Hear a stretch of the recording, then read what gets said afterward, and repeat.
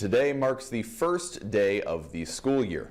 And while many students and schools have sprung back to life, there's a pair of schools seeing a swarm of some new yet familiar faces. Back in May, Eielson Junior Senior High School closed its doors for what could be the last time.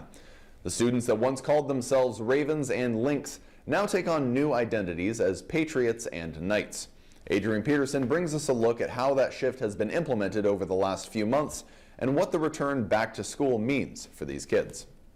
As the new year starts, North Pole's secondary schools are seeing a student body increase as kids that formerly attended Eielson now occupy the halls. These students aren't being thrust into their new schools on day one, however. That work really started last spring after the school board made that very difficult decision to close Eielson. We scheduled 3 days of tours for our students to go over to North Pole High, open houses. We had their counselors come over here and meet their parents and their students individually in our school. The same actions were taken for those in middle school. Since school ended in May, the summer months have been focused on preparing for the increase in both student population and the service area. A huge shout out to the faculties at both of those schools as well as the students.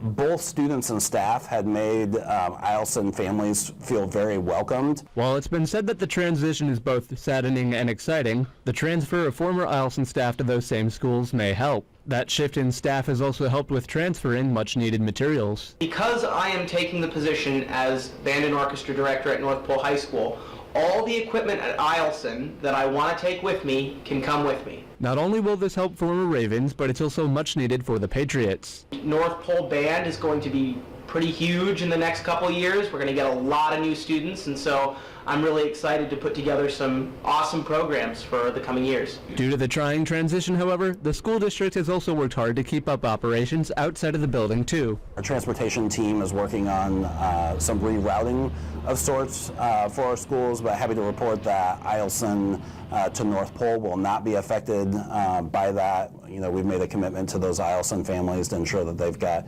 smooth transportation to North Pole, and so we're working hard to ensure that we're fulfilling that mission. This is Adrian Peterson reporting for News Center Fairbanks.